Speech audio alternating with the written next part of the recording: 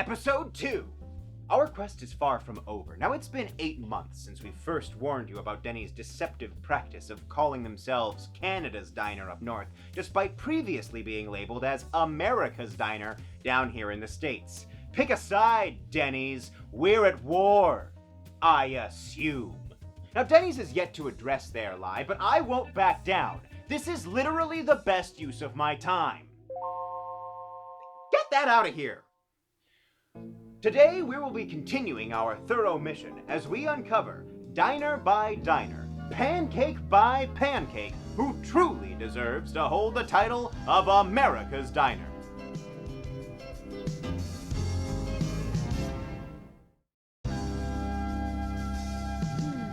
Before we get started, I just want to say that the network loved your responses to the first episode, and they've decided to let us make this a regular series. So I'd like to give a special thanks to our supervising producer, Ash. Ash, why don't you come on up here and say hi? No. Oh. Are you sure? Please just stay on script. Oh, okay. Here is a photo of Ash. No photos. Okay. Well, Ash, I just want to thank you and the network for all that you've done for us. But enough of that, let's hit the road! Proper diner selection is key for this series, and that's why Liv and I put painstaking effort into selecting the right candidates. The new America's Diner needs to be something that's both representative of and accessible to most of the country. So naturally, we chose 2 places that were within driving distance. For our first diner, we'll be eating at Patys Restaurant in Toluca Lake, California.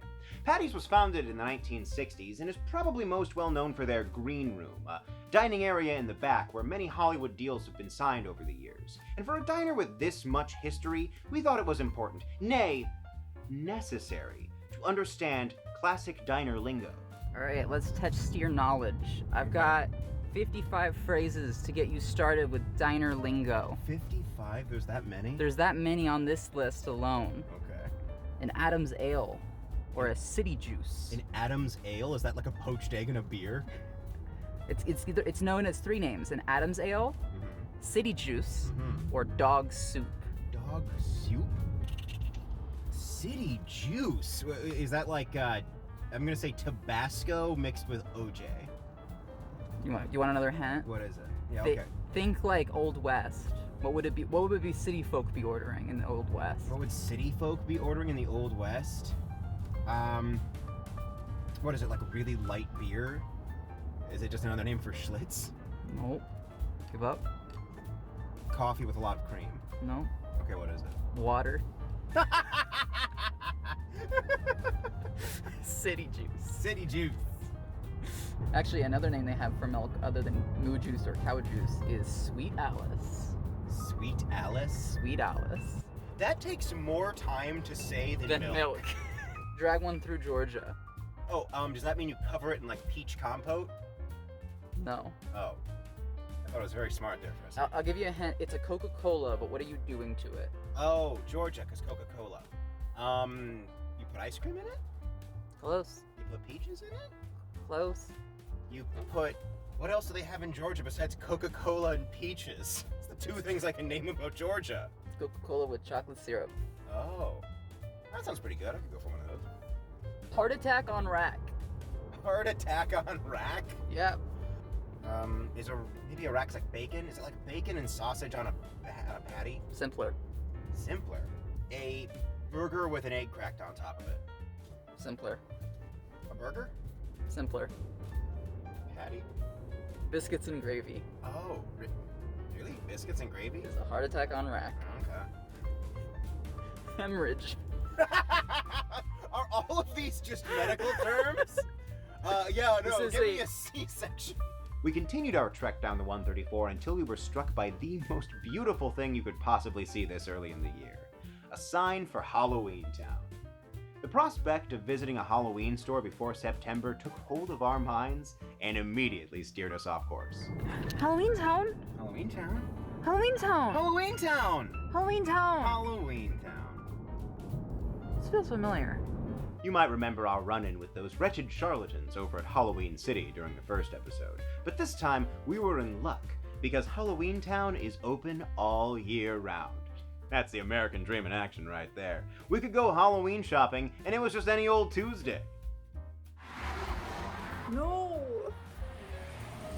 Why does this always happen to us? Alas, the invisible hand of American fate does not want us to celebrate Halloween.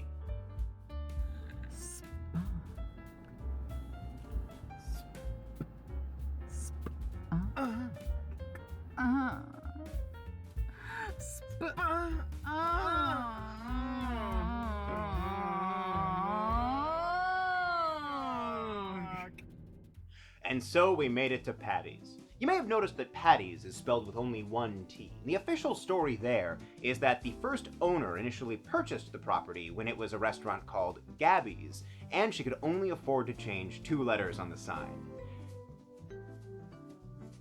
I've heard this story before. I've heard it for 3 other places. Every business wants to show off their humble, penniless beginnings by saying that they only changed a little bit of the expensive sign. So, either somebody's making this story up, or signs are so expensive that it probably shouldn't be your first priority. Great sign, though. 10 out of 10. I have to say, though, the spelling of the name didn't really raise as many questions for me as did the lack of an apostrophe, meaning that this is not a restaurant belonging to one person named Patty, but rather a restaurant made up of multiple patties. I guess, like a hamburger patty? Our arrival at Patty's was marked with an ominous warning. No nail salon, no mailbox, no red door, no psychic. No psychic. Walking into Patty's, you get immediately taken into a really solid atmosphere. Patty's threads the needle of keeping a classic diner ambiance without having to coat the place with retro nostalgia. It feels less like a diner that's trying to remind you of the 1960s, and more like a diner from the 1960s. The kind of place that genuinely has been around a long time, with its own history, and it's just stayed the same in all the right ways. The good news is, Patty's has also changed in all the right ways. They've kept up these plastic dividers between booths, and I deeply appreciate this. Not only is it more sanitary, but it has the added benefit of giving each booth a sense of personal space. Now, I understand that these were put up a couple years ago because of something major that happened. I don't know, I was busy at the time. But write in if you know what happened. The eating of the meal. Patty's specialty appears to be the half-broasted chicken special, a pressure-fried chicken that must be made to order, so you need to allow for 20 minutes of cooking time. And I was so pumped to try this. Right up until the point where I saw that you could only get it on Mondays and Wednesdays. This means that we chose to do this on the one day out of the week where you can miss both Halloween Town and the Patty's chicken specialty. To console my grief, I ordered the Patty's chicken quesadilla, figuring that chicken was still in the right ballpark. And it was pretty good, full of bell pepper and onion, but not too many. The chicken was still very much the star here, and all the other fillings did a great job supporting it.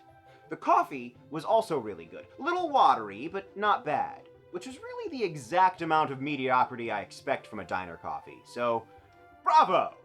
Liv had the chicken tortilla soup and a create-your-own burger with her standard onion, lettuce, pickles, and cheese. Here is a question I have for you. Do you know what kind of cheese that was? It was yellow. Cheddar, I always get cheddar. It was cheddar. Why don't you never wear pants on set? I'm not wearing pants? The chicken tortilla soup was great. No notes. Now, I know it probably looks a little intimidating, what with those huge tortilla strips, but it really isn't. They end up adding a lot of dimension to the flavor and texture of the soup overall. It's like a feast in one bowl, and it really comes together in the end. The burger was another big winner here. A flavorful patty, which I would hope, given the name, with crisp romaine lettuce, sweet, tangy pickles that don't have too much bite, all in a brioche bun that's at a soft texture that doesn't overpower the sandwich. Liv calls this specific type of bread a comfort bun, and I can see why. She's a fan. Finally, we figured we'd order some dessert. Now, I'm a sucker for a diner that keeps a glass case of cakes and pies in the front. You want me to buy a dessert? You show me a glass case full of cakes and pies? your chances skyrocket. We ended up getting the double chocolate cake. And honestly, after a really solid meal, this was the letdown. It was just too dry. Like, they serve it with whipped cream, and that helped, but ultimately there just wasn't enough of it to help us make much of a dent in the cake. Overall, Patty's had a lot of good things going for it, and we'd love to go back there. But now, it's time for something else. Lilac time now. No, we've got to move on to diner number 2. Let's go! No distractions! Carnival! We found a carnival. This was probably the most ominous carnival ever. It was the exact amount of empty where we weren't quite sure if it was even open, but you look in and there seemed to be people doing stuff, so we just kinda tiptoed in around every corner looking for someone who'd be willing to take our money. Finally, we found out that if we spent 10 American dollars on bracelets, they would let us use those bracelets to go do carnival stuff.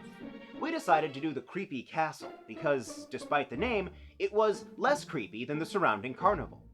Inside the creepy castle is a mystical world of spooktacular delights. And by that, I mean dark, and loud, and broken! No smoking! See, the way that Creepy Castle works is that as you walk through the trailer, you step on these pressure plates that activate a hydraulic device, and it makes a metal bat or skeleton pop out at you. But it was so broken that usually when you'd step on a plate, you'd hear the hiss of something operating, and then nothing would happen. Oh, I think this pressure plate activates him. He doesn't do anything. My favorite is this bat. I love him, he's my best friend, and I've named him Gregor. After that little diversion, we decided it was time to get back on track and finally go to our second location, North Hollywood Diner. Now, NoHo Diner is a classic American— I'm lying. We decided to go to a swap meet and look at off-model renditions of beloved fictional characters. Just grab that honey. Mmm. Just grab that honey. Just rub it all over his nipples. Love that honey. Love that honey. Love that honey. Stop sexually harassing the bear. He's public domain, I can do whatever I want. Fresh from their new movie. They made it.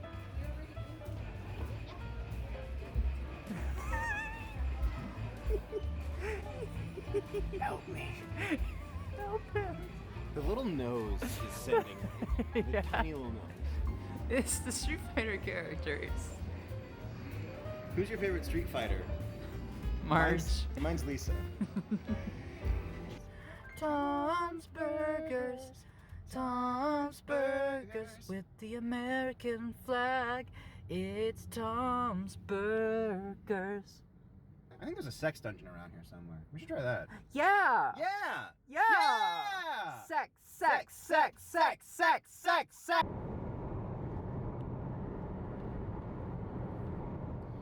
For various reasons, our supervising producer demanded to come along with us to the second location. This is a decision that we completely understand, and one that does not worry us at all. I am not concerned about our future with the network, but I would say that now is a very good time to write in and tell us what your favorite diner food is. Or why we should stay on the air. Mickey Mouse, Mickey Mouse, Mickey Mouse. I'm glad you remember that song. Not a lot of people remember that Mickey Mouse song. Really? Yeah. The classic Mickey Mouse song from Mickey Mouse Time, Rock Around the Clock? Yes. Is that copyrighted? Oh, no. Like all of Disney's properties, it fell into the public domain. A lot of good places along this road. This street has a lot of good places on The street has a lot of good places on it. Yes, it does. That's what I said. it. No, but you said it twice, so I wanted to say it too. Like my first reading, so I wanted a better one on camera. I Oh, was taking advantage of the media. I'm sorry. That's okay. Do you want to do it again? No, it's fine. I liked it. I'll get a third It's one. movie magic. No, I don't think I got a clean take of it. Okay. No, it's okay. I think we're just going to have to accept that what we've got is what we've got. Maybe we should make a different video. You know, the street has a lot of good places on it. This street has a lot of good places on it. North Hollywood has a lot of independent stores and restaurants in one of the less touristy areas of LA. And one of those areas just so happened to be the goddamn Halloween Town!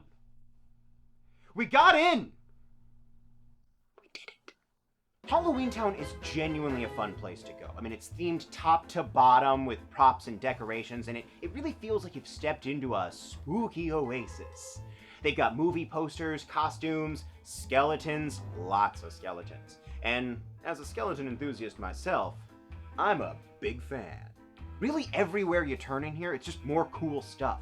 Like, I found this vintage costume inspiration book around one of the corners, and looking through this thing was so much fun. I think my favorite is the ladybug. But this elephant is pretty cool too. Also, they've got a huge selection of toys and figurines and various themed dishware. I have mixed feelings on mugs like this, because they always look really cool, but then they're never dishwasher safe. And I feel like if you eat or drink with something that can't go in the dishwasher, then you've really undermined the entire purpose of owning a dishwasher in the first place. And dishes. Overall, it's a really fun place. My only regret is that we didn't bring Gregor along. VHS! Be Kind Video. Oh, we put that out. Yes, we couldn't resist the discovery of Be Kind Video, a VHS store that lovingly recreates the feeling of walking through a late 80s, early 90s basement. Here they have VHSs and DVDs available for both rental or purchase. This place is so much fun to walk through, and they clearly put a lot of effort into the design. Like, they've got the neon arcade carpet right next to the carpet from The Shining. They've got wood paneling on everything, these old NESs, a ColecoVision, something I'd never actually seen in real life before, new Coke. If you're into that sort of thing, I guess. You know, I've been finding it kind of fascinating what things people actually consider authentic to this time period. Like, I don't know anyone who would have had 3 TVs and 2 NESs in their actual basement, and I certainly don't know anyone who went out and purchased the carpet from The Shining for their own home. But you do remember seeing The Shining and having the carpet stick out to you. And whatever TV you had in your basement, that one was probably one of these 3. So, as a result, this doesn't feel like any specific basement, but it does feel like the feeling of remembering your basement. And then, as you explore, you keep finding all these little hidey holes where they've stashed VHSs away. This was a really fun visit, highly recommended. At this point, our supervisor had given up on keeping us in check. So we decided to stop at Vintage Boutique. It's a fun little antique shop with a fun hidden train. And I can't say no to a surprise train. The best part about this place is that everything you find looks like it's peeking around everything else. Here's Uncle Sam, spying on the Buddha. This tramp clown looks like he's got something to hide. Here we find a civilization of flower babies. And their ruler. Duck! Snoopy better watch out for that suspicious feline behind him. Need to make a phone call? Well, I'd say it's just the right time. They've got a smattering of old toys and games and jewelry and boxes and figurines and this polar bear. He's a real cool cat. Bear, I guess. Out front, they have this beautiful old TV console that I have neither the money nor space for. And right over here, we found Adam. You know, Adam from Religion and his best friend, Fred Flintstone. After all the diversions, we finally got back on course. NoHo Diner. If you check the diner's website, you'll see that the very first thing they advertise is open 24 hours since 1959. Visa, MasterCard, Amex, Discover credit cards accepted. If you go in person, you'll see that they close at 10 and only take cash. It seems this diner has the opposite origin story, as they're no stranger to changing their signage. Sometimes it's North Hollywood Diner, but sometimes it's Sitton's North Hollywood Diner. Sometimes it's Andrew's North Hollywood Diner. Andrew's Plaza North Hollywood Diner. The deeper you go, the more signs you find. So I guess changing your sign can't be that expensive after all, Patys. Although if NoHo was going to change their sign this frequently, they really could have done better than what they eventually landed on. It's weird. paint smear thing that looks like it was a mistake. These pictures also show them with this great neon sign, and I was just about to complain that they threw that sign away, but then I realized that the neon sign is still there. Neon sign is synonymous with vibrant and recognizable. How the hell did we miss this? I mean, I know we went during the day, but I refuse to take responsibility for my actions. First off, I think the interior of NoHo Diner is really fun. They've got this kitschy, we raided the attic and threw all the stuff we found up on the wall feeling. Like, sure, why not throw a trombone up above the cash register or festoon the sitting area with oddly imposing chef statues? There's something kinda silly and fun to it.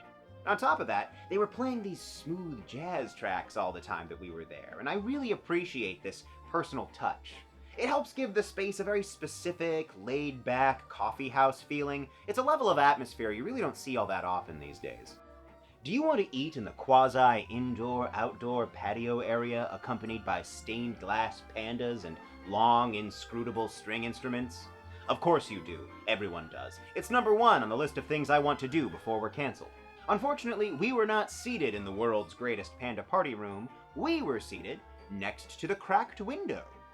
It's not uncommon for restaurants in the LA area to put up pictures of celebrities who've eaten there. Likely this is a bid to give the restaurant a sense of legitimacy, like, you're eating just like the stars. And if they're celebrities from the 50s or 60s, then these photos can provide a tangible connection to an earlier time. They back the thought that this place is so good that it's just been around and successful for that long. NoHo Diner seems to have taken this notion and run with it in an interesting direction. Here, the walls are covered in pictures of classic Hollywood celebrities, but none of them are pictures of those celebrities in the restaurant. Now, Patys pulled this trick too, but at least there, the pictures were autographed, so you got some sense of authenticity. Here, they're just black and white photos of people you might remember from the movies. That's not how this works. I can't just put a picture of Nicolas Cage up next to me and be like, hey, I've worked with Nicolas Cage. I mean, look at us, we're working together right now. Also, he's my friend. I mean, we're mostly work friends, but we hang out sometimes too. Like, we'll go out and do something every Friday night, and then we'll stay in every Saturday night and just watch a movie at home. It's been really nice. He just whispers in my ear about how much he cares for me, like any good friend would. Even though recently we've been on kind of rocky terms, we just don't connect the way we used to, you know? He doesn't call me his favorite host anymore, so I'm getting a little bit worried that I won't be able to build the life that we really planned, and I don't want Gregor to grow up in a broken home, so what on earth am I supposed to say to him? What do you do? What do you do with your child in this sort of situation? I don't know. Really, if I'm being honest, all I really want is the Nicolas Cage that I knew once back. So, that's an example of what you can't do. The eating of the meal, part 2. Sometimes it can be difficult to determine what a diner's specialty is, but when I saw something called the Legendary Club Triple Decker in all caps with an exclamation point practically screaming at me from the menu, I knew that was my target. The Legendary Club Triple Decker is an interesting experience. In my head, I pictured this huge sandwich that I'd need to cut in half and take home in a box just to finish. But instead, I received a meal that probably had the same amount of stuff in it as a normal sandwich, just kind of arranged in an interesting fashion. All things considered, the Legendary Club Triple Decker is pretty good. A good ratio of ingredients. Usually sandwiches like this tend to have too much mayo, so it was really good to see everything had a solid balance here. Coffee was terrible though, basically just water. Liv got a classic hamburger with a side salad, and this salad was terrible. I have no words to describe how it tasted. It was such a unique new sensation of flavors. I can really only show you my reaction and hope that that will explain how it tasted.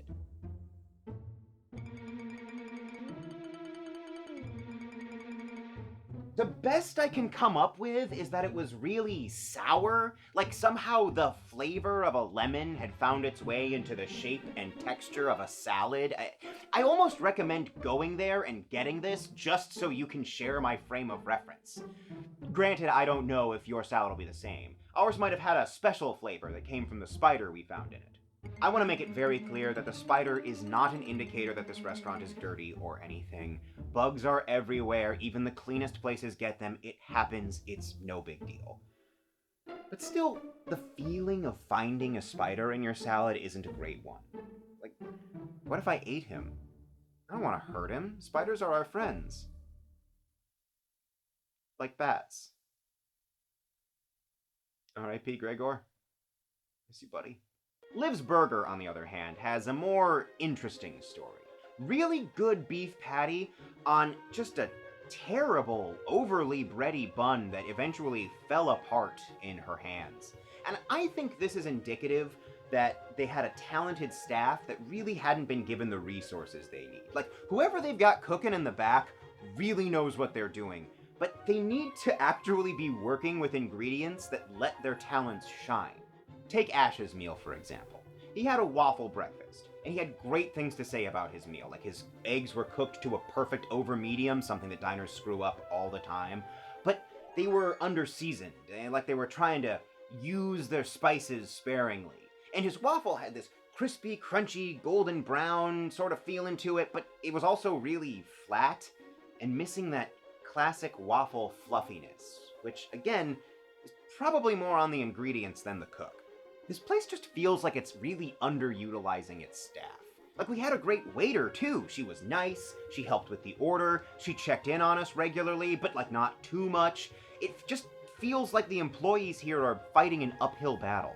I have to say that I get the sense that North Hollywood Diner was probably great once upon a time. When you cross that threshold, you really get the sense that you're walking into, like, the opening scene of a movie, where you'll sit down at a booth and yeah, you'll start complaining about the place. But then some old guy sitting at the booth next to you, he's gonna overhear you. And he'll lean over and he'll go, "Let me tell you something about this diner, Sonny." And then the rest of the movie is gonna be a flashback about how this place used to be a central hub for the locals, and it's what eventually brought them all together to save the life of the owner to repay her for all the good she's done. And now I'm realizing that I'm just describing the plot of Fried Green Tomatoes. But you know what? Fried Green Tomatoes actually got Kathy Bates to show up. They didn't just hold a picture of her up to the camera to imply that she'd been on set that day. I get the sense that many of my complaints are for very recent problems. Probably something that happened within the last, 2 to 3 years. Again, I'm pretty sure something important happened around that time, but I'm not completely caught up on recent history. I'm just about to hit September of 2001. I'm very excited to see what happens next. If I could offer a piece of advice to North Hollywood Diner, it would be this. Fix your credit card reader. People don't really carry cash much anymore, and I've noticed that physical money has really become sort of an in-case-of-emergency situation, so you end up having to turn a lot of potential customers away. But let's just say that we were super unlucky with our timing. Maybe the card reader was fixed the very next day. I'd say it's still worth the money to invest in a backup system. In 2023, if your card reader is broken for even one day, you end up with cascadingly negative effects for your business. It could mean that we never come back. Not to mention that you've basically removed any upsell opportunities. In a cash-based restaurant, once you've finished your meal, you just exchange money and then you leave. You can't really sell anyone on dessert because who on earth is in the mood to buy dessert after you've already paid? It was nearly empty in there when we went. It was just us and 2 other tables. And in spite of all my complaints, I really hope this place bounces back. I mean, there's so much space and all of it is going unused. It can't help but feel like it used to fill up and all of the regulars have just left it behind. They've got a really great wait staff and the food was promising. With a couple repairs, some better ingredients, and a fixed credit card machine, this place could really see a renaissance, and I hope it does. We wish you the best of luck, NoHo Diner. Liv and I took all the points we awarded throughout the show. That's right, we were awarding points, and we plugged them into our highly mathematical, nigh inscrutable formula to tell us whether or not either of these 2 places are America's Diner. Although honestly, it does feel a little bit unfair. Like we didn't even get the special at Patty's because we weren't even able to get the chicken special. It was a Tuesday. Actually, you can order it any day of the week. Wait, really? Yeah, it's just cheaper on Mondays. But it was the but I still was giving it. I thought it's with the scam with it. There is good. There is good.